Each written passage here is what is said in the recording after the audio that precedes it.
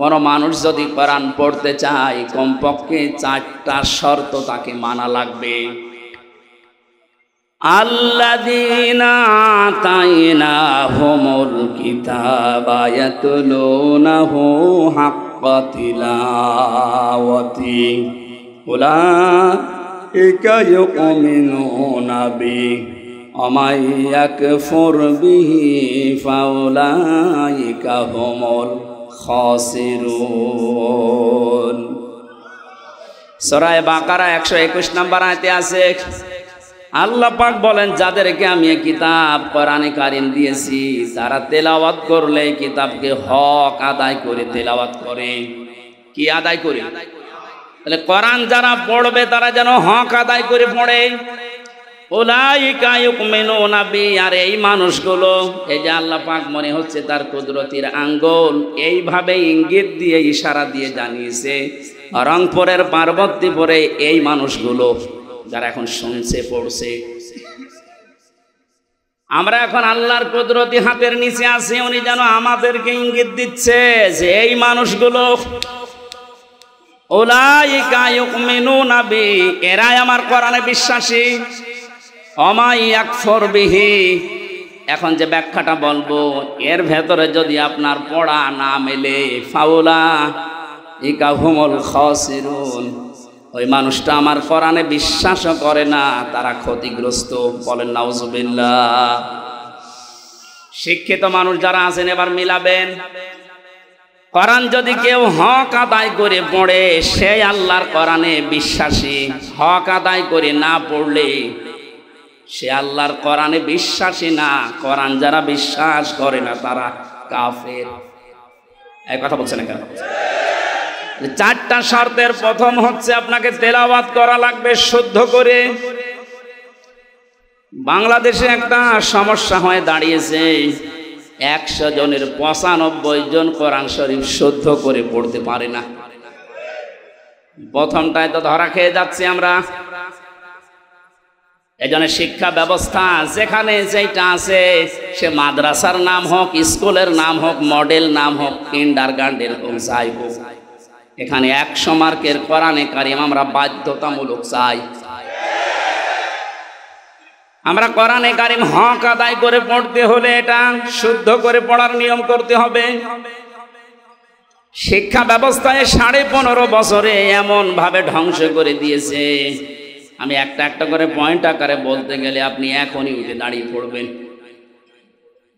এই জন্য আমরা যেখানে যে প্রতিষ্ঠান গড়ে তুলছি, আজকের এই যে নুরানি ক্যাডেট হাফেজিয়া মাদ্রাসা, এখানে আমি জানি শুদ্ধ করে পড়ানো হয়। আরাতিলিল কুরআনা তারতিলা, আল্লাহ পাক বলেন কোরআন পড়তে হলে স্পষ্টভাবে সহি শুদ্ধভাবে তারতিলের সাথে থেমে থেমে পড়ো। এই নির্দেশ কার?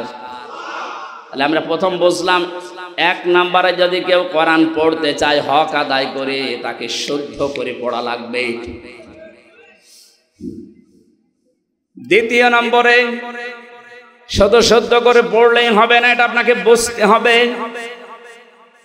ফেরাউন তার রাজত্বে নিজেকে খোদা দাবি করার জন্য যে পয়েন্টগুলো সামনে এনেছিল, সেটার দ্বিতীয় পয়েন্ট ছিল এই আসমানি কিতাব জনগণকে বুঝতে দেওয়া যাবে না।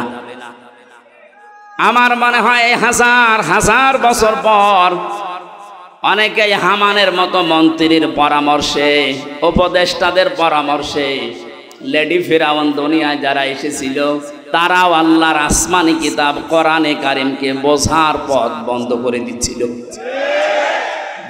মানে দিয়েছে। কোরআন বোঝার মতো কোনো ইনস্টিটিউট দেশে খোলা হয় না, কোরআন গবেষণা করার মতো কোনো প্রতিষ্ঠান দেশে বানানো হয় না। লালনের জীবনী গবেষণা করার জন্য একাডেমি বানিয়েছে।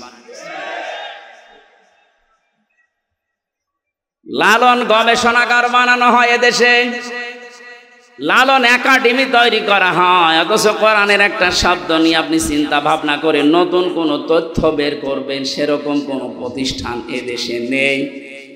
দুঃখজনক হলেও সত্য, আমরা 96% মুসলমান। কত ভাগ? 96 ভাগ। 96 আমাদের দরকার নেই।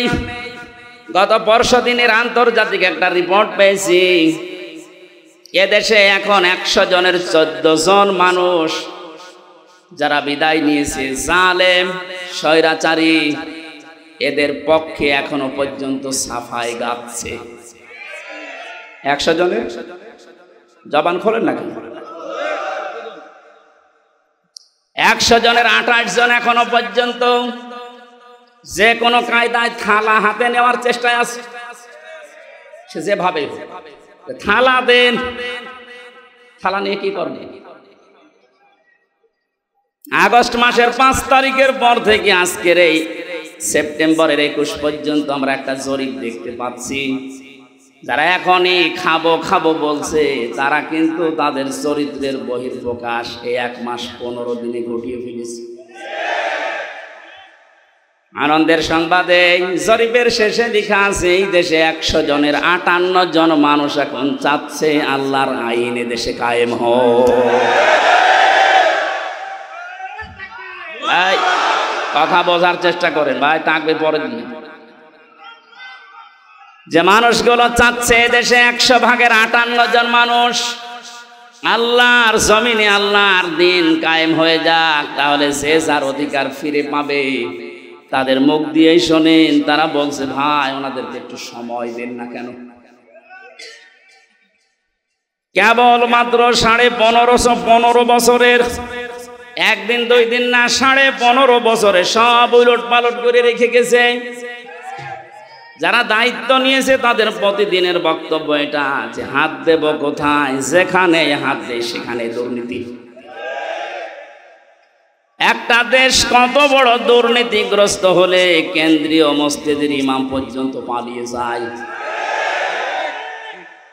এ চোরাই আবার কালকে এসেছিল, পিটানি খেয়ে বিদায় নিয়েছে। মসজিদের ইমাম পালিয়ে গেছে, ও যদি আবার ফিরে আসলে এইরকম অবস্থা হয়, তুমি চট করে ঢুকে পড়বা, আর তোমার কিছুই হবে না। আসো, কথা বলেন না কেন? কিচ্ছু লাগবে না ভাই, যে খায় তাদেরকে দিবেন। এই কথা বলবেন না, যে যেখানে আছেন ওখানে বসেন। এক লোক বিবাহ করার পরে বাসর রাতে স্ত্রী রেখে একটু বাইরে গেছে। দাদি শাশুড়ি এসে বলছে, কি গো আমার পুতি চাই।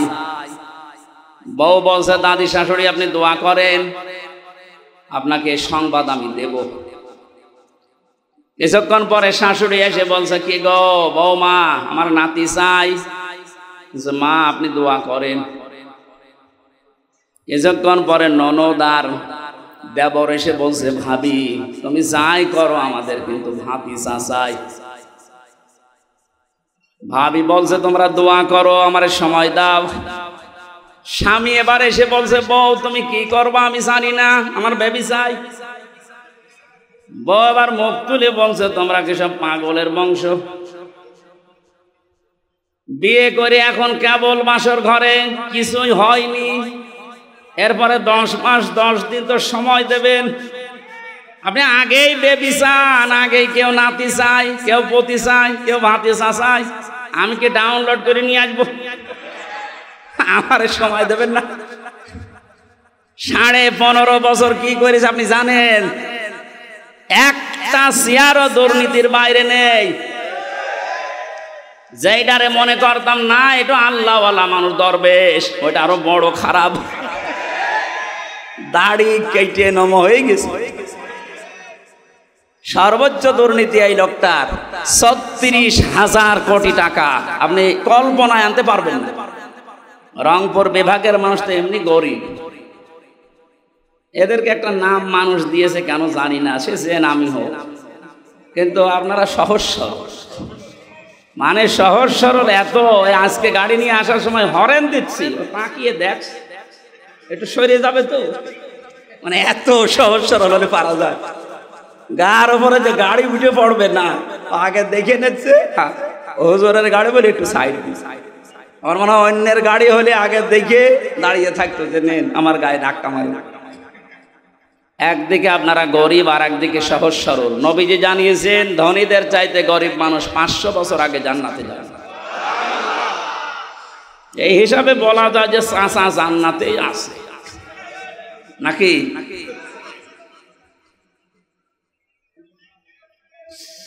আমার ভাইরা যারা দায়িত্ব পেয়েছে সংস্কারের জন্য, যখন ছাত্ররা আপনাদের হাতে দিয়েছে, খুব তাড়াতাড়ি করেন, এদেশের কোনো চেয়ার যেন বাকি না থাকে, সবগুলো সংস্কার করেন। কারণ এই জালেমদের দোসর এইগুলো। 1628টা চেয়ার ছিল বাংলাদেশে, মেন চেয়ার, এই চেয়ার না, ওইগুলো, ওই চেয়ারগুলো দিয়ে এ দেশ পরিচালিত হইতো, আর ডিরেকশন আসতো দাদার কাছ থেকে। সুতরাং আমরা চাই এদেশের এই 1628টা চেয়ারের একটা চেয়ারেও যেন কোনো জালেম না থাকে, জালেমের দোসররা না থাকে, সবগুলো সংস্কার করে নতুন মানুষ এনে বসান। কথা বলেন না কেন? এটা করার জন্য আপনাকে সময় কিছুদিন দেওয়া লাগবে না, 10 মাস 10 দিন, নাই তো কি ফিলাক্সিলোড করে নিয়ে আসবে। এখনই খালি বারবার যে দেন থালা, থালা দেন, থালা নিয়ে করবেন কি? এ অবস্থায় যদি আবার ছেড়ে দেয় তাহলে এই 15 বছরের মতো দিনের ভোট রাতি হয়ে যাবে। এজন্য সংস্কার যখন চলছে, আমরা আহ্বান জানাই যারা দায়িত্বে আছেন, আপনারা একটা সম্মানজনক সময় নিয়ে তাড়াতাড়ি সংস্কার করেন। একটা জালেমের দোসরকেও আমরা আর দেখতে চাই না। আল্লামা মামুনুল হক কয়েকদিন আগে ঘোষণা দিয়েছেন, এই দেশে যেই মানুষগুলো জুলুম করেছে 1628টা, এর বাকি যারা জেলায়, উপজেলায়, থানায়, ইউনিয়নে যারা জালেম বলে চিহ্নিত, এদের ছবি মোড়ে মোড়ে টাঙিয়ে দেন, যেন জালেমরা কিয়ামতের আগে দেশে আসতে না পারে। আপনারা করেন না? কিয়ামতের আগে দেশে আর জালেমরা আসতে পারবে না, সব ছবি টাঙিয়ে দেন। আসো, শর্ট করে ঢুকবে, আমরাও শর্ট করে ধরবো, শর্ট করে আর একেবারে আয়না ঘরে লাগিয়ে দেবো। আমি 10 দিন ছিলাম মাত্র, এই আমার জীবন অতিষ্ঠ হয়ে গিয়েছিল। আর ব্যারিস্টার আরমান 8 বছর। ভাবতে পারেন কত বড় কঠিন জায়গা এটা। মুফতি ফখরুল ইসলাম আমার সাথে ছিল জেলখানায়। উনি বলছিল, আমারে যখন এই আয়না ঘরে নিয়ে যায়, মাটির নিচে এই পায়ের ভেতর দিয়ে হাত উপর দিয়ে দিয়ে সামনে যে রডের বেড়া দেওয়া আছে, এই রডের সাথে দিয়ে হাত তালা লাগিয়ে দিন। আপনি যেহেতু কায়দ হবে না, সেই কায়দা নেই। আমারে বলতো, হামজা ভাই, আমার মাঝে মাঝে মনে হতো আল্লাহ হয় মরণ দাও, না একটু শোয়ার ব্যবস্থা করে দাও। এই যে শুয়ে থাকা, এটা যে কত বড় নিয়ামত আল্লাহর, আমি ওই কতদিনে টের পেয়েছি। হাত যদি শুধু বেঁধে রাখতো তাও তো ঘুমানো যায়। হাতে পায়ের ভেতর দেয়, সামনের দিকে রডের বেড়া, ওর সাথে লাগিয়ে তালা লাগিয়ে দেয়। দেখ, 1.5 মিনিট সময় দেয় টয়লেট করার জন্য। আর খাবার যা দেয় মনে হয় কেউ মাখিয়ে রেখেছে, ওইটাই এনে দেয়। খালে খান, না খেলে মরে যায়। মানে মরে গেলে তো আর অসুবিধা নেই, কেউ তো জানে না যে ও আছে কি, এমনি মানুষ মরে যায়। আমার নাই ভেতরে কোরআন শরীফ ছিল, প্রতিনিয়ত আমি কোরআন শরীফ পড়তাম আর বিভিন্ন দৃশ্য ভুলে থাকতাম। কিন্তু যারা হাফেজ না, কোরআন শরীফ নেই, তাদের কি অবস্থায় 8টা বছর কেটেছে বলেন তো? আমার 3 বছরই যেতে চাই না, আমার ডায়াবেটিস হয়ে গেছে, অথচ আমার শরীর চলে না। এই শরীরে ডায়াবেটিস হলে মেনে নেওয়া যায়? কি কষ্ট দিয়েছিল ওই মানুষগুলোকে। আমার মনে হচ্ছে এই দেশের 18 কোটি মানুষ যদি এই জালেমকে মাফ করে দেয়, ব্যারিস্টার আরমানের বউ জীবনও মাফ করে। আপনারা করে দেন আপনাদের বউমা, আমাদের বউ, আমার বউ তো মাফ করবে না। কারণ 3 বছর আপনি তার থেকে কি অবস্থায় রাখলেন। আমার জেলে দিলে কোনো সমস্যা না, জেলে দিলে 7 দিন পর পর দেখা করা যায়, কথা বলা যায় মোবাইলে। আর আমার একেবারে বিচ্ছিন্ন, সরকারি মোবাইল তো কল্পনাই করা যায় না। দায়িত্বে যেগুলো দিত সবগুলো হিন্দু, সুভাষ দাস, সুব্রত বালা, দেবদাস, দেবদুলাল, এই নাম শুনলেই মনে হচ্ছে যে এ কিছু না কিছু করবে। এসে 24 ঘন্টা পায়ের কাছে, হাতের কাছে বসে থাকে। আমি তো কারোর সাথে কথা বলবো না। সবচাইতে বেশি ঝামেলায় লেগেছিল আমারে আর মাওলানা মামুনুল হক। আপনি কেন করলেন এইটা? এমনিতে জেলে দিতেন, আটকে রাখতেন, রাখেন। কয়েকদিন আগে আমার মামলা সব খারিজ হয়ে গেছে। মানে আগস্টের 5 তারিখের পরে যেই মামলা তুলেছে সব খারিজ করে দিয়েছে বিচারপতি। বলছে কি দেখে মামলার বিচার করবো, এর ভেতরে কোনো মাল নেই, যা।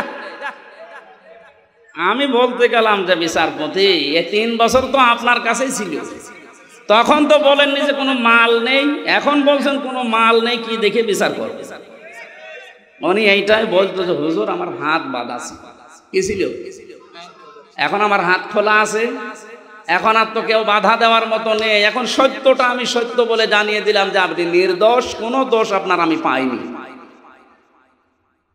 আমার মনে হয় এদেশে 1628টা চেয়ার যে আছে, শুধু একটা চেয়ারের হাত খোলা ছিল, আর বাকি 1627টা চেয়ারের হাত বাঁধা ছিল। যারা লাফাতো এই কাকু থেকে শুরু করে হাসাও মাহমুদ থেকে, প্রত্যেকটা খালি আন্দাজে চাপা পিটা, ওদের কথায় বার্তায় কোনো মিল নেই। ওই একজনের শুধু হাত খোলা, উনি যা বলবে ওদের বলে আজকে এখন দিনে রাত 11টা 10 বাজে, ও যদি বলতো দিনের 11টা 10, এ জালেমের দোসরগুলো বলতো ঠিক আছে। এইরকম অবস্থায় পৌঁছিয়েছিল দেশটা। সেখান থেকে অন্তত আস্তে আস্তে যখন হাত খোলা আরম্ভ হয়েছে, আমরা চাই এদেশে কিয়ামতের আগে যেন আর কারো হাত বাঁধা না হয়। যে যেখানে আছে সব হাত খোলা থাকবে আবু সাইদের মতো। কথা বলেন ঠিক কিনা?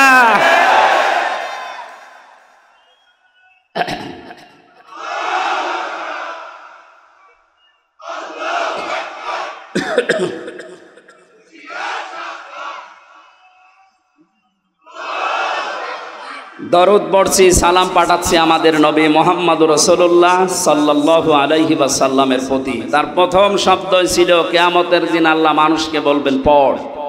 পড়ার শর্ত বলছিলাম কয়টা? 1 নম্বরে পড়তে হবে শুদ্ধ করে, 2 নম্বরে বুঝতে হবে এই পড়া বিষয়টা। আমি ছোটবেলায় যখন 9-10-এ পড়তাম, ওই সময় একটা ছেলে পড়াতাম কুষ্টিয়াতে। একটা ছেলে আমার কাছে পড়ে, আমাদের ছোট নদী চলে বাঁকে বাঁকে। আমি বললাম এটা মুখস্থ করে আমারে শোনা বাকাল।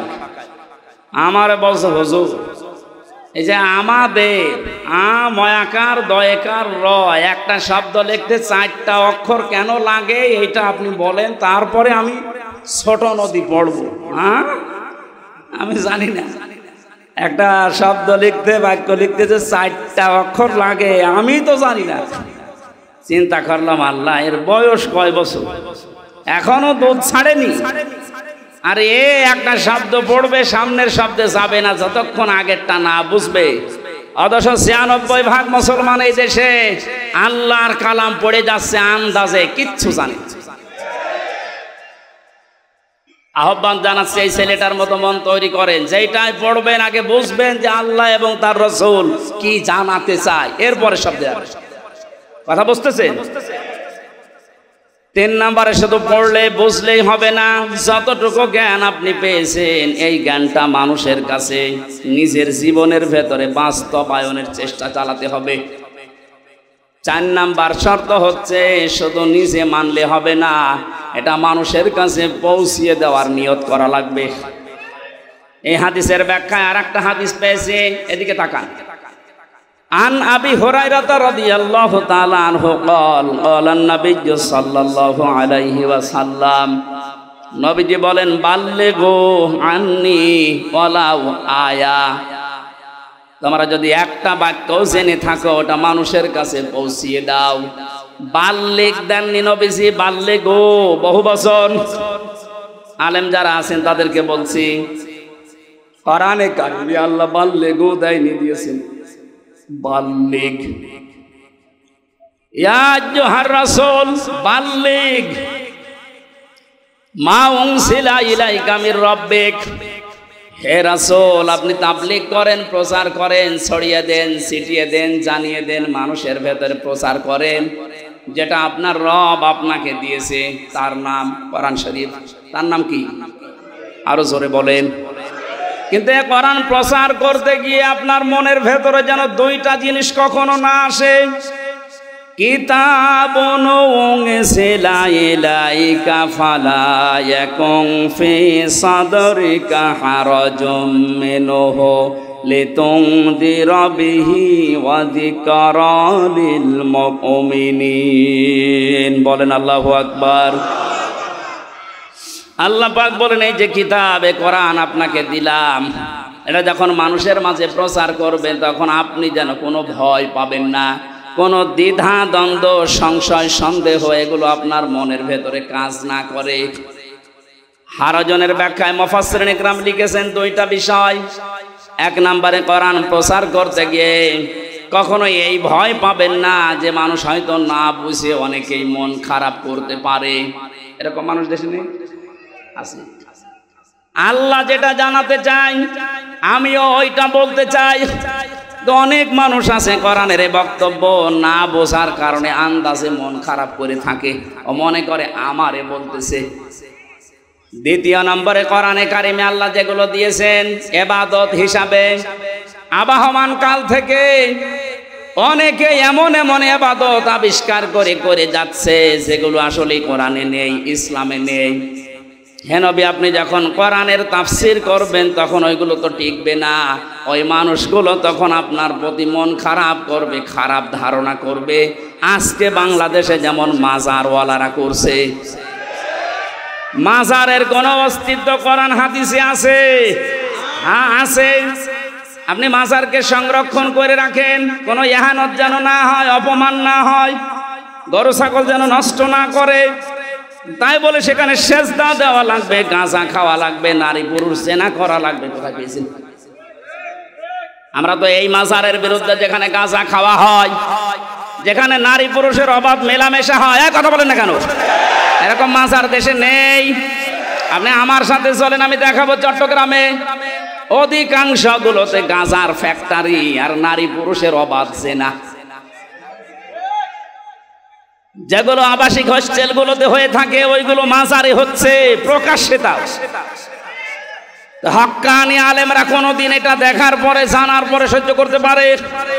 এতদিন পর্যন্ত জালেমরা ওদেরকে পাত্তা দিত, জালেমরা ব্যবসা করে খেত, এই কারণে কিছু বলতো না। জালেম যেহেতু নেই এখন, আলেমরা এই জন্য এত বেশি সতর্ক করছে যে মাজারের অস্তিত্ব যেন না থাকে, গুড়িয়ে দেন। কারণ আলেমরা দেখে এসেছে যে হাজী সাহেব প্রধান অতিথি, সভাপতি, সভাসী হযরতে ওসমানের কবর আমি দেখেছি, খালি একটা পাথর দেওয়া আছে, বোঝা যাচ্ছে না। আর বাংলাদেশে গরু ছাগল মরে গেলেও কবর তিনতলা হয়। হযরত ওসমানের মতো দামি মানুষ আপনার বাবা, যার কবর পাকা করা লাগবে। ওসমান রাদিয়াল্লাহু তাআলা আনহুর কবর যদি মাত্র একটা পাথর দেওয়া থাকে তাও বোঝা যাচ্ছে না। তাহলে বাল্লেগোর আমি ব্যাখ্যা করছিলাম যে বাল্লেগ না দিয়ে আল্লাহর নবী বাল্লেগও দিয়েছেন। এটা শুধু আমির হামজার কাজ না, যে যতটুকু জানবে ওইটাই তার প্রচার করা লাগবে, এটা ফরজ মনে করি। বাংলাদেশে দায়িত্ব যদি যিনি ছিলেন পালিয়েছে তিনি সহ যে যেখানে আমরা আছি মুসলমান যারা দাবি করি, প্রত্যেকে নবীর এই কথাকে যদি ফরজ মনে করে পালন করতে পারতাম, এই 15.5 বছরে কোনো কোরআনের মাহফিল বন্ধ হতো না। কারণ সবাই আমি প্রচার করি, যে যতটুকু জানি। বাধা দেবে কে? বাধা দেবে তারও তো প্রচার করা ফরজ। কথা বলে না কেন? আমরা এই হাদিস না বোঝার কারণে আজ বহু বাধার সম্মুখীন হয়েছিলাম। এখন এটা যেহেতু মানুষ জানছে যে আমি যদি জানি কুল হুয়াল্লাহু আহাদ, এইটাও প্রচার করা নামাজের মতো ফরজ। তাহলে কোরআন পড়তে হবে। এই করার ব্যাখ্যা বললাম 4টা: শুদ্ধ করে পড়া, নিজে বোঝা, নিজে ওর উপরে কাজ করা, আর এটা মানুষের কাছে পৌঁছিয়ে দেওয়া। আল্লাহ এই 4টা শর্ত যারা মানে তাদেরকেই বলেন উলাইকা ইউমিনুনা বি, এরাই কোরআনে বিশ্বাসী। আর এই 4টা যারা মানে না, শুদ্ধ করে হয়তো পড়ায় কিন্তু বোঝে না, বুঝলেও হয়তো ওটা জীবনে মানে না, মানলেও এটা যে প্রচার করা লাগবে এই কাজে সে নেই, এটাকে সে ফিতনা মনে করে। মনে করে না প্রচার করতে গেলে না জানি আবার কে কি মনে করে, মন খারাপ করে কিনা, না বুঝে আবার উল্টাপাল্টা ধারণা আসে কিনা, সমস্যা হয় কিনা, এই জন্যই তো অনেকে চুপ থাকে। কথা বলেন। আমার রিমান্ডে 10 দিনে একই প্রশ্ন করেছিল যে অত বেশি বলার দরকার কি? আপনি চুপ থাকতে পারেন না, তাহলে তার এই মাটির নিচে আসা লাগে না। তাহলে ওরাও জানতো যেটা প্রচার করা, ওজা বলে বানিয়ে তো বলে না, সঠিক কথাই বলে, কিন্তু ওর মুখ বন্ধ করা লাগবে। যেন এমন এমন কড়া কড়া কাজ করেছিল আমার সাথে, আমার 11 ঘন্টা টাঙিয়েছি, কালো কাপড় দিয়ে চোখ বেঁধে, সামনে না পেছনে হাত বেঁধে, ডান্ডা বেড়ি লাগিয়ে মাথায় দড়ি দিয়ে টাঙিয়েছি। 1-2 ঘন্টা 5 ঘন্টা 11 ঘন্টা আমার নামাজ পড়তেও দেয়, 4 ওয়াক্ত নামাজ আমি আন্দাজে পড়েছি, কারণ সব বাধা। 1.5 মিনিট 2 মিনিট সময় দিতে খালি পোশাক করে আসে, মাটির নিচে তো কিছু বোঝা যায় না। এরপরে শেষে যখন আর রাজি হয়নি, বলছে এই আকিজ গ্রুপে আমি চাকরি করতাম, আকিজের বিরুদ্ধে বলা লাগবে। সর্বশেষ বলেছিল জামাতে ইসলামী বাংলাদেশ এবং ছাত্র শিবিরের বিরুদ্ধে যে কথাগুলো লিখে দিলাম, ওরা জঙ্গি সংগঠন, এগুলো বলা লাগবে। যদি না বলেন আপনার বউ তুলে নিয়ে আনবেন। বলেন কোথায় ওদের চরিত্র পৌঁছিয়েছে। যেগুলো অফিসার ছিল আমার মনে হয় সবগুলো বাইরের দেশ থেকে ট্রেনিং দেওয়া। এদের চরিত্র এত খারাপ, আল্লাহর ভুল হয়তো মাঝে মাঝে। আরে ভাই, তুই আমার মামলার বিষয়ে জিজ্ঞাসা কর যে এই বিষয়ে আপনি কিছু জানেন কিনা। না, ও আল্লাহর ভুল ধর, অথচ মুসলমান। নাম জাহিদুল ইসলাম, নাম আতিকুল ইসলাম, শেখ ইমরান, ডিসি মান্না, আসাদুজ্জামান, মনিরুল ইসলাম, কি সুন্দর সুন্দর নাম দিয়েছে। আসাদুজ্জামান মানে কি? জামানার বাঘ। মনিরুল ইসলাম স্ট্যাটাস দিয়েছে কালকে, এই শয়তানরা যদি দেশের মানুষ ধরতে পারে, জঙ্গির নাটক সাজিয়ে বিনা কারণে হাজার হাজার মানুষের জীবন নষ্ট করেছে। জঙ্গি কিসের জঙ্গি? হ্যাঁ, ওরা নিজেরাই জঙ্গি। এই দোষটাকে অন্যের ঘাড়ে চাপিয়ে কি করে দেশের ইসলামপন্থী যারা আছে তাদেরকে কাবু করা লাগবে, ঘায়েল করা লাগবে। আর বাইরের দেশকে এই ইস্যুটা কাজে লাগিয়ে কিভাবে অবৈধ ক্ষমতায় থাকা যায়, তাছাড়া কিচ্ছু না। 3 বছরে তো আমি কোনো জঙ্গি পাইনি। কয়েকজন আছে জেলখানা একটু উগ্র, জঙ্গি না। জঙ্গি কোথায় পাচ্ছেন? দেশে কিছু উগ্র মানুষ আছে, এই মানুষগুলোকে জঙ্গি বলে বাইরের দেশকে দেখায় যে দেশে আছে। আমরা যদি না থাকি এ দেশ জাহান্নাম হয়ে যাবে। তোমরা থেকে কি করেছো? খালি টাকা পাচার করেছো। টাকাগুলো সব ফেরত নিয়ে আসা হবে। এ দাবি আপনি করেন না? কারো টাকা বাইরে না থাকবে, সব টাকা ফেরত নিয়ে আসা হবে। যারা টাকা আনতে পারবে না তাদের বউ ছেলে মেয়ে সব রাষ্ট্রের কাজে লাগানো হবে। আর ওদের 14 বংশ এদেশে অবৈধ ঘোষণা করা হবে যদি টাকা বাইরে থেকে না নিয়ে আসতে পারে। টাকা আপনার বাবার টাকা নাকি? রংপুরের খেটে খাওয়া মানুষের এই ঘাম ঝরানো পয়সা আপনি 36,000 কোটি টাকা পাচার করলেন। আপনি মানুষ, আপনাকে তো 100 বার টুকরা করলেও এ দেশের মানুষের ঝাল মিটবে না। কালকে বাংলাদেশের সর্বোচ্চ জায়গায় যারা আছে তাদের ভেতরে একজন, আমি নাম নিলাম না, উনি ঘোষণা দিয়েছেন আল্লামা সাঈদীকে যেভাবে ফাঁসি দেওয়া হয়েছিল বিনা দোষে বিনা কারণে, ফাঁসির রায় দিতে তো পারেনি, শেষে যাবজ্জীবন দিয়েছে, আমৃত্যু দিয়েছে। কিন্তু যারা দিয়েছে ওদের বিরুদ্ধে একটাও মিথ্যা কথা বলা লাগবে না, শুধু সত্য কথা দিয়েও যদি বিচার করা যায় তাহলে 1000 বার ওকে ফাঁসি দেওয়া যাবে। 1000 বার। কি করেছেন আপনি নিজে নিজে ভাবে। অনেকে বলছে যে কিছুই করেনি, পদ্মা সেতু বানালো। কিসের পদ্মা সেতু বানিয়েছে? যা মেরে খেয়েছে। এই যে মসজিদের নাম বলে 560টা মসজিদ, আপনি জানেন সঠিক ইতিহাস?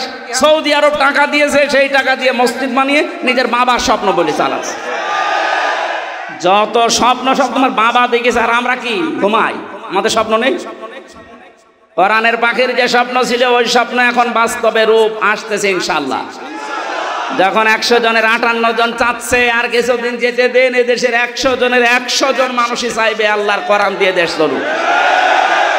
কারণ 53 বছর তো আমরা দেখলাম, একটু শোনেন, 53 বছরে বাবা চালিয়েছে, স্বামী চালিয়েছে, চাচা চালিয়েছে, ভাবি চালিয়েছে, বোনও চালিয়েছে, বাবু চালায়নি। আমরা দেখলাম কি হয়। এখন শুধু বাকি আছে আল্লাহর এই কোরআন দিয়ে দেশ চললে কেমন দেখা যায়, এটা আমরা দেখতে চাই। এই কথা বলেন না কেন? এটা দেখতে চাই না। এটা দেখবেন, এটা যদি কায়েম হয় তখন বুঝবেন যে কেমন সুন্দরভাবে দেশ চলছে। কেউ না খেয়ে থাকবেন ইনশাল্লাহ।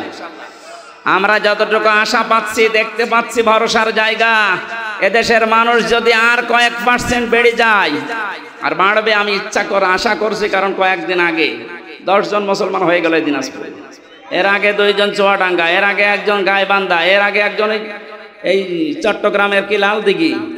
হতেই আছে অমুসলিমরা, আর মুসলমানরা তো একেবারে ছোট সালেম আর মাঝারি সালেম ফিরে আসতেছে, কারণ বড়গুলো তো সব তালিকা করা, ও আসবে না।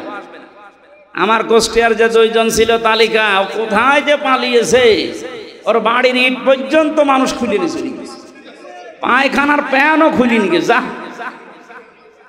আমার মাঝে মাঝে মনে হয় আবু জেহেলের বাড়ি যদি পায়খানা হতে পারে, কারণ ও ওখানে বসে বসে সলা পরামর্শ করত নবীর বিরুদ্ধে, ইসলামের বিরুদ্ধে। কথা বলেন না কেন? এই জন্য আল্লাহ ওই জায়গাটাকে অভিশপ্ত করে দিয়েছে। ওই জায়গাটাও এখন ইন্টারন্যাশনাল পায়খানা। আমি হজে যখন উপর দিয়ে ঘুরছিলাম, আমার পেটে ব্যথা করছে, হঠাৎ ওই জায়গায় গেলাম, যে দাঁড়িয়ে আছে, এক পুলিশকে বলছি, হে ভাই, আমার তো পেটে ব্যথা করছে, এতক্ষণ তো ভালোই ছিলাম। আমারে বলছে, ইয়া হাজি হজ্জা, তাই না বিলাদ। হাজি দেশ কোথায়? যেহেতু মেন বাংলাদেশ, বাংলাদেশ থেকে এসেছি। আমারও বলছে, আপনি জানেন না এটা কোন জায়গা? না তো। আবু জেহেলের বাড়ি। আপনি এখনো পায়খানা না করে দাঁড়িয়ে আছেন, তাড়াতাড়ি কাজ করে দেখে আমার পেটের ব্যথা ভালো হয়েছে। তার মানে আল্লাহ আমাকে বোঝাতে চাইছে যে হামজা, এত লক্ষ টাকা খরচ করে আসলে আর ওই শয়তানের মুখে পায়খানা না করে চলে যাবা, তাড়াতাড়ি কর। কাবার পাশে ওর বাড়ি, এত দামি জায়গা, শুধু ইসলামের বিরুদ্ধে অবস্থান নিয়ে জালেমের থাকার জায়গা যদি আল্লাহ গজবের জায়গা বানিয়ে দেয়, এ বাংলাদেশেও যে সমস্ত জায়গায় বসে বসে আলেমদের বিরুদ্ধে, ইসলামের বিরুদ্ধে ষড়যন্ত্র করত, ওই জায়গাগুলো জাতীয় পায়খানা বানানো। আমার কে বললাম বুঝে বলছেন তো ঠিক নাকি আন্দাজে? আবু জেহেলের বাড়ির সাথে এ বাড়ির যাদের মিল আছে, সে যে নম্বরই হোক, এই নম্বরগুলো আমরা পায়খানা বানাতে চাই। সারা বিশ্বের মানুষ দেশ দেখতে আসবে আর জানবে যে এই জায়গায় গেলে পেটে ব্যথা হবে। হ্যাঁ, কথা বলে না কেন? কারণ এই গজবের জায়গাগুলো, যেখানে ইসলামের বিরুদ্ধে ষড়যন্ত্র হয়তো বসে বসে দুর্বিসন্ধি করত, কি করে আলেমদের ফাঁসি দেওয়া যায়, কি করে আলেমদের আটক করে রাখা যায়। মামলাটা আমার 31 বার উঠেছিল, জামিন দেয়নি, অথচ জালেম চলে যাওয়ার পরেই মামলা তুলেছি, কোনো কিচ্ছু নেই, একবারে খালাস করে দিয়েছি। তার মানে ওর হাত ছিল। বিচারপতি বারবার বলতো, আমার কাছে কেন আসেন? হাইকোর্টের বিচারপতি বলছে, আমার কাছে কেন আসেন? আমার হাত বাঁধা। উপর থেকে যতক্ষণ পর্যন্ত আল্লাহর ওই অলি সিগন্যাল না দেবে, কোথায় ছিলাম আমরা, বিচার ব্যবস্থাকে কোথায় পৌঁছিয়ে দিয়েছে। আজকে প্রধান বিচারপতি যে কথাগুলো জানিয়েছে, আমার মনে হয় এই কথাগুলো বাংলাদেশে অতি শীঘ্রই, অতি দ্রুত কার্যকারী করা দরকার। তাহলে ন্যায় বিচার এদেশে কায়েম হবে ইনশাআল্লাহ। যারা দায়িত্বে আছে আল্লাহ তাদেরকে ওমরের মতো যেন বানিয়ে দেন, বলেন আমিন। আমরা হাদিসের এখনো 5-6টা শব্দ ছিল সামনে, অরাত্তিল কামা কুংতা তুরাত্তিলু ফিদ দুনিয়া, এই শব্দগুলোর ব্যাখ্যা আপনারা আশপাশে যারা আলেম আছে এনাদের কাছে জেনে নিয়ে আমরা তাফসীরুল কোরআন মাহফিলে প্রবেশ করছি। সূরা নসর, কোন সূরা বলেন? বলেন নসর না নাসর? নুন সোয়াদ র। নাসরুন শব্দের শাব্দিক অর্থ হচ্ছে সাহায্য, আর নুন সিন র নাসর মানে ঈগল পাখি। এই জন্য যারা এই সূরাটা পড়তে গিয়ে সোয়াদ না বলে সিন দিয়ে উচ্চারণ করেন, আপনার কিন্তু নামাজ হবে না। কারণ নামাজ ভাঙার কারণ 19টা, তার ভেতরে প্রথম কারণ কোরআন যদি কেউ অশুদ্ধ পড়ে। এবার তেলাওয়াত করবেন শুদ্ধভাবে। আমরা প্রবেশ করছি। ফাউযু বিল্লাহি মিনাশ শাইতানির রাজিম। বিসমিল্লাহির রহমানির রহিম। ইযা জাআ নাসরুল্লাহি ওয়াল ফাত। সূরা নসরে 3টা আয়াত আল্লাহ দিয়েছেন। কোরআন শরীফে 3 আয়াত বিশিষ্ট সূরা আছে 3টা। আসর, নসর আর কাউসার। কয়টা সূরা? এর ভেতরে মাত্র 3টা আয়াত আছে। আমার তো যতটুকু কোরআনের উপরে পড়াশোনা করা আছে, এই নসরের ভেতরে আল্লাহ এত কথা দিয়েছেন, তাফসীর আকারে যদি আমি কিয়ামত পর্যন্ত হায়াত পাই তাও এত কথা শেষ করা সম্ভব না। এত কথা এই সূরার ভেতরে আছে। নসর শব্দের শাব্দিক অর্থ সাহায্য। আল্লাহ বলেন যখন আসবে আমার সাহায্য তখন আপনি বিজয় দেখতে পাবেন। তাহলে বিজয় আসার শর্ত সাহায্য। বিজয় আসার শর্ত কি? এই 15.5 বছর পরে যে বিজয় এসেছে এটা আল্লাহর সাহায্যে এসেছে। মাধ্যম বৈষম্য বিরোধী ছাত্র আন্দোলনে যারা জীবন দিল এরা মাধ্যম, আর যারা 2700 এখনো হাসপাতালের বেডে কাতরাচ্ছে, আমরা এদেশের দায়িত্বে এখন যারা আছেন তাদেরকে আহ্বান জানাচ্ছি, বাংলাদেশে এখনো যারা হাসপাতালে কাতরায়, বিশেষ করে স্বাধীনতায় এই যুদ্ধে যারা আহত হয়েছে প্রত্যেককেই যেন পুনর্বাসন করা হয় তা সঠিকভাবে এবং স্থায়ীভাবে। কথা বলেন ঠিক কিনা? এরা জীবন্ত শহীদ, কারো চোখ নেই, কারো পা নেই। আমি কুষ্টিয়া হাসপাতালে এই 6 তারিখে গিয়েছিলাম দেখার জন্য। 5 তারিখে স্বাধীন হয়েছে, 6 তারিখে সকালে গিয়ে দেখি একজনের অন্ডকোষ উড়ে গেছে, একজনের চোখ উড়ে গেছে। আমার যতটুকু সমর্থ ছিল আমার বাবার, আমি নিজের পক্ষ থেকে বাড়িগুলো ওই শহীদদের বাড়ি গিয়ে সাহায্য করে এসেছি। রাষ্ট্রকে আহ্বান জানাচ্ছি আপনারা এগিয়ে আসেন। এই দরবেশের টাকা এবং এই জালেমাদের টাকা পয়সা সবগুলো বাজেয়াপ্ত করে এদের পেছনে খরচ করে। আমার ভাইরা, এজন্য যে বিজয় আমরা পেয়েছি এটা আল্লাহর সাহায্যে, তাছাড়া সম্ভব ছিল না। 15.5 বছর এদেশে বহু মানুষ চেষ্টা চালিয়েছে, পারে নাই। আমার মনে হচ্ছে আবু সাইদ, মুগ্ধ, রায়হান, ইয়ামিন সহ এই ছেলে মেয়েদেরকে আমার আল্লাহ পাক এই দেশে আবাবিল পাখির মতো পাঠিয়েছে। ইযা জাআ নাসরুল্লাহি ওয়াল ফাত, যখন আসবে আল্লাহর সাহায্য, হে নবী আপনি বিজয় দেখতে পাবেন। আর বিজয় যখন আসবে যে 7টা জিনিস পর পর দেখা যাবে, তার 1 নম্বরে অরাইতান নাসা ইয়াদখুলুনা ফি দীনিল্লাহি আফওয়াজা, আপনি দেখতে পাবেন দলে দলে পালে পালে মানুষ ইসলামে প্রবেশ করছে। কোথায়? বলেন বলেন। এই সুযোগটাকে যেন অন্যদিকে না নিয়ে যায়। এই জন্য ফরিদপুর থেকে শুরু করে এই যে পঞ্চগড়ে অনেকে এখন কাজে লেগে পড়েছে বিভিন্ন মিশনারির নাম দিয়ে। সাদা পোশাকে তারা আসতেছে, নারী আর পুরুষ সবার পোশাক সাদা। ওরা এখন খ্রিস্টান ধর্মের নাম না, ঈসাই ধর্মের নাম দিয়ে মানুষদেরকে ওই ধর্মে নিয়ে যেতে চেষ্টা চালাচ্ছে। এটা বিজয়ের বিপক্ষের অবস্থান। বিজয় আসলে আপনি দেখতে পাবেন দলে দলে মানুষ পালে পালে ইসলামে আসবে, খ্রিস্টান ধর্মে আসবে, হিন্দু ধর্মে আসবে, ইহুদি ধর্মে আসবে। এরকম কোনো কথা আল্লাহ পাক ঘোষণা দেননি।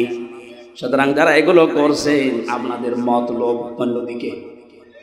আমি কথা বোঝাতে পারিনি, নিচে নামা যাচ্ছে না, সমস্যা আছে।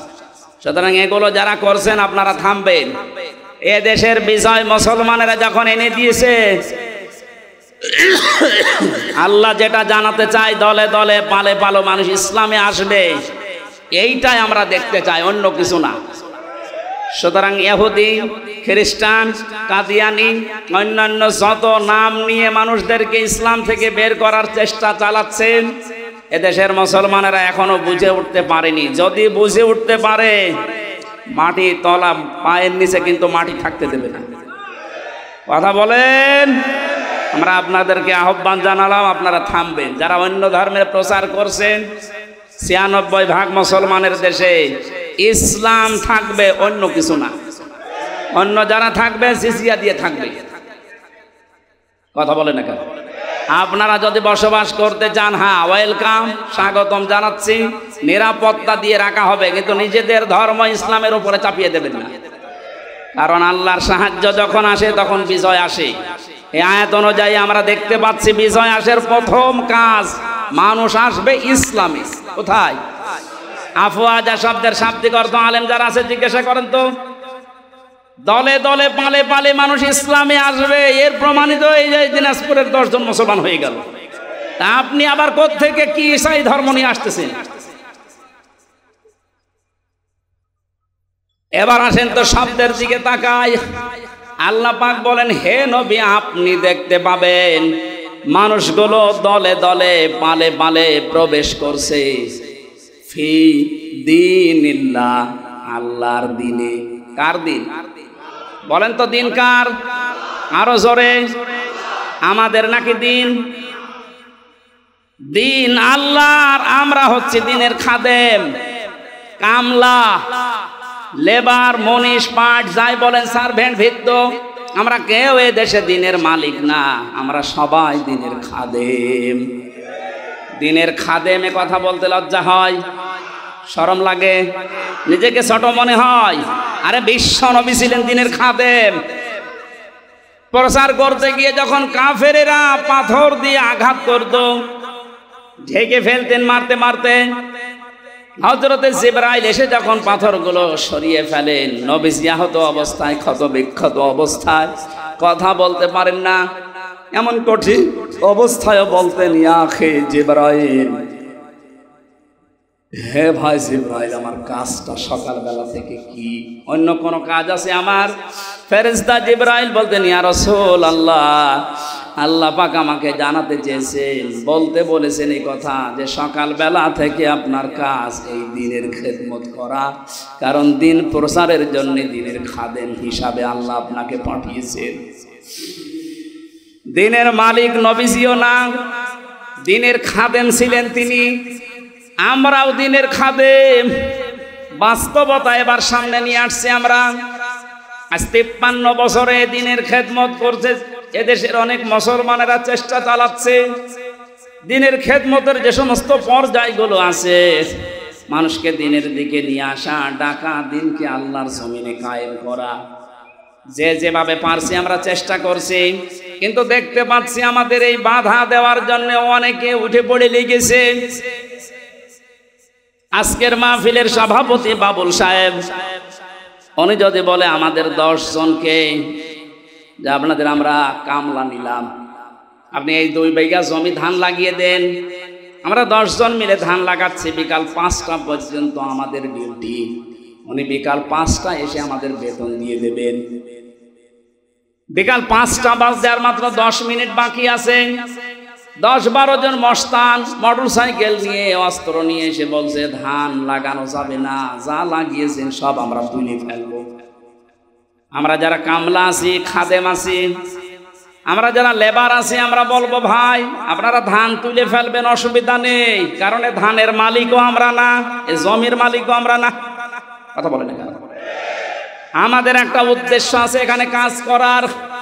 উদ্দেশ্যটা হচ্ছে এই জমিন যার, তিনি এখানে নেই, কিন্তু আমরা হচ্ছে পাহারাদার। এ ধান আমরা বহু কষ্ট করে লাগিয়েছি সারাদিন। আপনারা যদি ধান তুলে ফেলতে চান ফেলেন, কিন্তু আর 10 মিনিট পরে, কারণ আর 10 মিনিট পরে মালিক আসবে, আমাদের বেতন দিয়ে দেবে, বেতন নিয়ে আমাদের সংসার চলবে। আপনি যদি এখনই তুলে ফেলেন, এখনো তো 5টা বাজেনি, মালিক এখনো আসেনি, উনি এসে যদি দেখে ধান সব তোলা হয়ে গেছে, আমাদের বেতন দেবে না। কথা বলে না কেন? আরো জরিমানা নিতে পারে যে তোরা থাকতে ধান তুললো কেন। আমারও প্রশ্ন হচ্ছে, মালিক যখন আসবে তার আগে 5টা পর্যন্ত পাহারা দেওয়ার দায়িত্ব এই লেবারদের, এই খাদেমদের। এই কথা বলেন। আমরা যেহেতু জমিনের কামলা, এই জমিনের মালিক না, এই জমিনে আল্লাহর দিন কায়েম করতে হবে। বিকাল 5টা মানে জীবনের শেষ দিন, জীবনের শেষ দিন পর্যন্ত যে থাকা লাগবে মাঠে ময়দানে, এ ঘোষণা আমি বানালাম।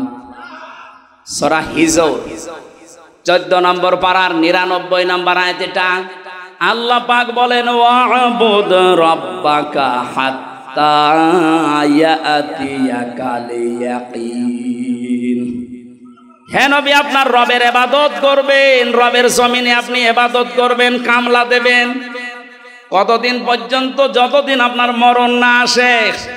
তার মানে জমিনে দিন কায়েম করার জন্য চেষ্টা চালাতে হবে জীবনের শেষ দিন বিকাল 5টা মরণ পর্যন্ত।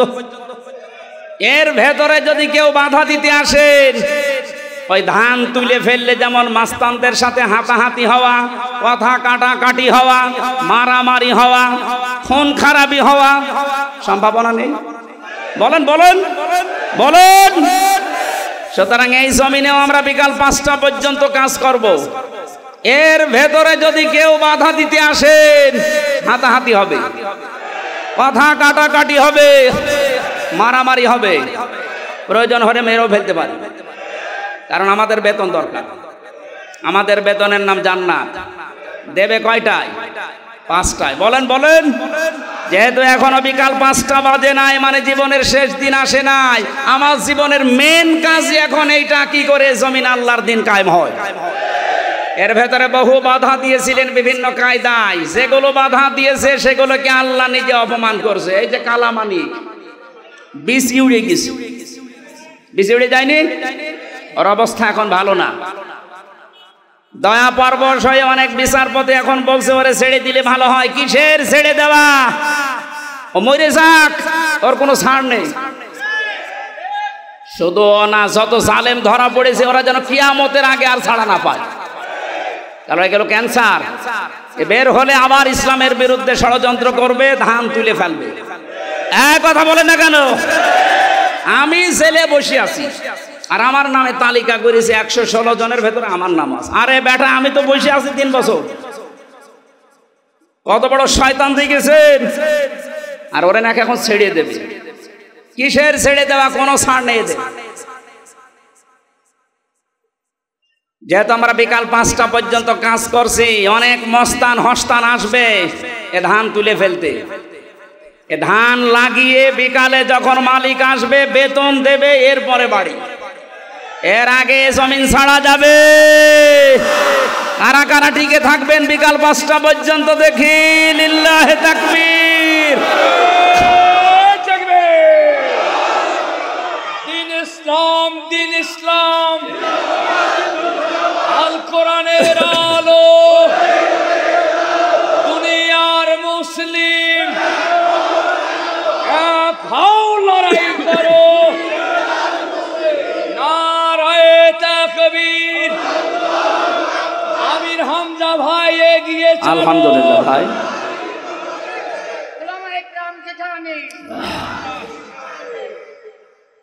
হ্যাঁ, আমাদের একজন উপদেষ্টা গতকালকে জানিয়েছেন এদেশকে সংস্কারের জন্য ওলামা একরামের ভূমিকা রাখতে হবে এবং রাখার সুযোগ দিতে হবে। সুতরাং ওনার কথায় আমি সাপোর্ট দিচ্ছি। এদেশে আলেমরা যেন ভালো ভালো জায়গায় যায়। ধর্ম উপদেষ্টা উনি ঘোষণা দিয়েছে এদেশের আলেম এবং মাদ্রাসায় যারা পড়ে, শুধুমাত্র মাদ্রাসা আর মসজিদ নিয়ে থাকলে হবে না, স্বপ্ন দেখতে হবে কিভাবে রাষ্ট্র চালানো যায়। কোনো মহিলার দরকার নেই। আমরা চাই এই সমস্ত জায়গাতে যেন পুরুষ মানুষের, এবং যে পুরুষ আল্লাহ রসুলকে বিশ্বাস করে দুনিয়া চলে, তাদেরকে এই জায়গায় আমরা চাই। কথা বলেন। তাই বলে ফরিদউদ্দিন মাসুদের মতো মানুষ না, রুহুল আমিনের মতো মানুষ না। এগুলো আলেম নামে ক্যান্সার। ইসলামের সবচাইতে বড় ক্ষতি করেছে 15.5 বছরে এই জালেমগুলো। বাতিলের 5 আটা গোলামি করে কওমি জননী নাম দিয়ে কওমি মাদ্রাসার ইজ্জত মিরিস। 3 বছরের যত কওমি আলেম আমার সাথে ছিল, অধিকাংশগুলো ওর নাম ধরে বরদোয়া করতো জেলখানায়। যেই দিন কওমি জননী নাম দিয়েছে জালেমাকে, সেই দিনই বরদোয়া হয়েছে। মাওলানা মামুনুল হক, শাকাওয়াত হোসেন রাজি ভাই যারা ছিল বসে একটা কাজ করলো, আমাদের তো সব উল্টাপাল্টা করে ফেলল। কত বড় মানুষ জালেম হলে একজন আলেম নৌকা মার্কা নিয়ে দাঁড়ায়, বলেন তো? হ্যাঁ, আর সে আবার জোর করে নামাজ পড়াতে আসে, ওর পেছনে নামাজ হয়। যে লোকটা নৌকা মার্কা নিয়ে ভোটে দাঁড়াতে পারে, ওর পেছনে নামাজ হয় কি করে? আমার মনে হয় নৌকা মার্কা না নিয়েও যদি কুকুর মার্কা নিত, তাও অন্তত একটা পদে থাকতে। কি মার্কা নিয়েছে বলেন তো? একটা মার্কা হইল। ইয়াজিদ এই নামটা যেমন গালি হয়ে গেছে, আমার মনে হয় এদেশে অনেকের নাম এখন সামনে কালের আবর্তনে গালি হয়ে যাবে। কিন্তু কেউ বলেন ভাই 5,000 টাকা দেবো ছেলের নাম এজিদ রাখেন, বলো এটা নাম হইলো তো গালি। কাউকে যদি বলে এজিদের বাচ্চা, ওই এমনি রেখে যাবে। দেখেন যে সময় আসতেছে কিছুদিন পরে যাই বলবেন আপনি অমকের বাচ্চা, ওই এমনি রেখে যাবে, বলবে না আপনি দরকারে আমার কুকুরের বাচ্চা বলবেন, তারপরও আমি ওই নামের বাচ্চা হতে রাজি না। মানুষ হয়তো না বুঝেও বলতে পারে, কেউ কেউ যদি শোনে বলেন যে কুকুরের বাচ্চা, ওর মাথা গরম হয়ে যাবে। ওরে যদি বলেন বাঘের বাচ্চা, বাঘও তো জানোয়ার, কুকুরও জানোয়ার, ওকে টের পাচ্ছে। সুতরাং কালের আবর্তনে আমরা দেখতে পাচ্ছি আপনাদের নামও থাকবে না। 15.5 বছরে যেমন পরিচয় দিতে আমাদের ভয় পেতাম, এই যে অবস্থা 1 মাস 15 দিনে হয়েছে, এখন এদেশে আমার সারা দেশ ঘোরা শেষ, একটা জেলাও আমার বাকি নেই। যা দেখতেছি এদেশের 1 ইঞ্চি জায়গায় দাঁড়িয়ে কেউ কথা বলার সাহস এখন নেই যে আমি এই করি, বলতে পারবে, পিটিয়ে মেরে ফেলবে। আমার বংশের 100 জনের 98 জন ছিল ওই আগস্টের 5 তারিখের পরে বিকাল বেলা আমারে বলছে, বাবাজি আমরা সব জামাতে ইসলামী হয়ে গেছি। হ্যাঁ, জামাতে ইসলামী এতদিন কি করলেন? আমি 3টা বছর জেলে পড়ে আছি, কোনোদিন খোঁজও নেননি। আরো আমার বাবার কাছে সে টিটকারি দিত, ভালোই হয়েছে। এখন ঠেলা টের পান আপনি যে হঠাৎ করেই ঘুরে গেলেন।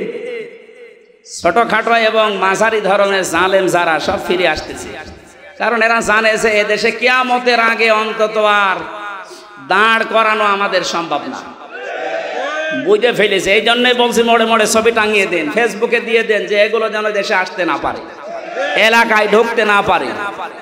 নূহ আলাইহিস সালামের ওই দোয়াই করছিল, তাজারা আলাল আরদি মিনাল কাফিরিনা দাজ্জার, এদের আন্ডা বাচ্চা পর্যন্ত জমিনে থাকতে না পারে, কারণ ওর পেট থেকে যেটা আসবে ওটা ডবল হারামি হবে।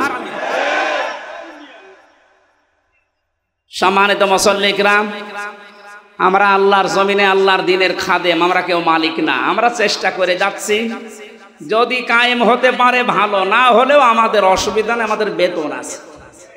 কথা বলেন না কেন? এখন যিনি বাবলু সাহেব, উনি যদি বলেন এই মাস্তানরা যা করবা করো, আমি কিছু বলবো না, যদি সামনাসামনি কিছু না বলে বুঝতে হবে ওনার গোপনে কোনো দৈবসন্ধি আছে। কারণ এখন হয়তো কিছু বলছে না, কিন্তু সেই দিন ধরবে, মস্তানদের বাপ বলার সময় দেবে না। আল্লাহ আগস্টের 5 তারিখে যেমন দেয়নি, দুপুরের খাবার খেয়ে যাবে সে সময়ও দেয়নি, খালি 5 মিনিট চেয়েছিল যে একটু লিখে যা। বলে কিসের লিখা? আসতেছে, আপনি তাড়াতাড়ি ওঠেন, তাড়াতাড়ি ওঠেন বলে যে কাজ করেছিল ওই সময়ের ভেতরে বলছে না আমি পদত্যাগ করিনি। এগুলো এই ভিডিও কি ফেরেশতারা বানিয়েছে? যতই চালাকি করেন, তাই ধোঁকাবাজি করেন, এতদিন পেরেছেন, এখন আর এদেশের মানুষ সতর্ক, খুব সতর্ক হয়ে আছে। বাংলাদেশ জামাত ইসলামের কেন্দ্রীয় আমির সেদিন কুষ্টিয়ায় গিয়েছিল, উনি ঘোষণা দিয়েছে আমরা কিন্তু এখন সজাগ। এদেশের 100 জনের 86 জন মানুষ এখন সজাগ, 14 জন শুধু একটু ঘরে আছে। এই ঘর কেটে যাবে ইনশাআল্লাহ, যখন পিঠের ওপরে পড়বে তখন ঘর এমনি কেটে যাবে। পড়তেছেও মাঝে মাঝে, এদেরকে দিয়ে জালেমারা একটু মাঝে মাঝে দেখে যে হ্যাঁ ওরা জেগে আছে কিনা। প্রথমে লাগিয়েছিল অন্য ধর্মের লোকদেরকে, হালে পানি নাই, এরপরে লাগিয়েছে প্রধান বিচারপতিকে দিয়ে একটা কু তৈরি করে, পারেনি, এরপরে লাগিয়েছে আনসারদের। কিসের আনসার? 42,000 আনসার নিয়োগ হয়েছে, তার ভেতরে 32,000 গোপালগঞ্জ। আমরা যে এখনো 63 জেলার লোক আছি, আমরা কি ঘাস কাটছি? সবই যদি ওই জেলার হয়, যে বাংলাদেশে 63 জেলা, জেলা না, পার্সেন্টেজ হিসাবে ভাগ করে দিতে পারেন না, সবগুলো ওখান থেকে। এই জন্যই তো ওরা লেগেছে। এ 17 বছর কোথায় ছিলেন আপনার অধিকার নিয়ে? হঠাৎ এখন শুরু করেছেন। পুলিশ ছাড়া যদি দেশ চলতে পারে, ও আনসার ছাড়া চলবে এক আধ, কোনো দরকার নেই, সাদা বিলুপ্ত করে দেবে। এই জন্য আমাদের উদ্দেশ্য হচ্ছে দিন কায়েম করা এদেশে, যেহেতু দিন আল্লাহ, আর আমরা সব কামলা, আমরা সব কামলা খাদেম। লেবার, মনীষ, জন, পাট, সার্ভেন্ট, ভিত্ত যাই বলেন, আমরা চেষ্টা চালাচ্ছি আমাদের বেতনের জন্য। বিকাল 5টায় যখন আল্লাহ আমাদেরকে বেতন দেবে, বলবে যা ওয়াসিকাল্লাযীনা তাকাউ রাব্বাহুম ইলাল জান্নাতি যুমারা। ৭০,০০০ গেট তৈরি হবে আমাদেরকে রিসিপশন করার জন্য। আজ এই দেশের নেতা যারা আসে বিভিন্ন জেলাতে, মন্ত্রী, এমপি, তাদের জন্য 8টা, 10টা, 15টা গেট হয়। আল্লাহ আল্লাহ আমরা এমন খাদেম আল্লাহর দিনের ৭০,০০০ গেট আল্লাহ বানাবে। আল্লাহ যেন এই ভাগ্য আমাদের কপালে লেখেন, বলেন আমিন। সুতরাং বিজয় আসলে যে সমস্ত কাজ সামনে আসবে তার একটা আরম্ভ হয়ে গেছে। দিন যত যাচ্ছে এদেশে দিন কায়েম হোক, এটা অনেকেই চাচ্ছে। 58 ভাগ যখন হয়ে গেছে এটা মিথ্যা নয়। ফাসাব্বিহ বিহামদি রাব্বিকা ওয়াস্তাগফির। আমাদের কাজ এখন আল্লাহর কাছে ইস্তেগফার করা, নত হওয়া, বিনয়ী হওয়া, তার কাছে তওবা করে ফিরে আসা। ইন্নাহু কানা তাওয়াবা, অবশ্যই তিনি তওবা কবুলকারী। তওবা কবুল হওয়ার জন্য শর্ত আছে 3টা। কয়টা বলেন বলেন? 1 নম্বরে অপরাধ করার পরে স্বীকৃতি দেওয়া। আমি সহ যারা এখানে আছি, এই কান লাগাই, আমরা প্রত্যেককে আল্লাহর কাছে এখন প্রকাশ্যে স্বীকৃতি দিচ্ছি যে আমরা অপরাধী। বলেন বলেন, আমরা অপরাধী না, আমরা গোপনে না, প্রকাশ্যে বলছি আল্লাহ আমরা অপরাধী। 2 নম্বরে আমরা অনুশোচনা করছি, অনুতপ্ত আমরা। 3 নম্বরে জীবনে যা ভুল করেছি ওই ভুলে আর কোনোদিন ফেরত যাব না। আল্লাহ আমাদের তওবা অবশ্যই কবুল করবেন, কারণ তিনি গফুর, গফফার, সাত্তার সব নাম নিয়ে বসে আছেন।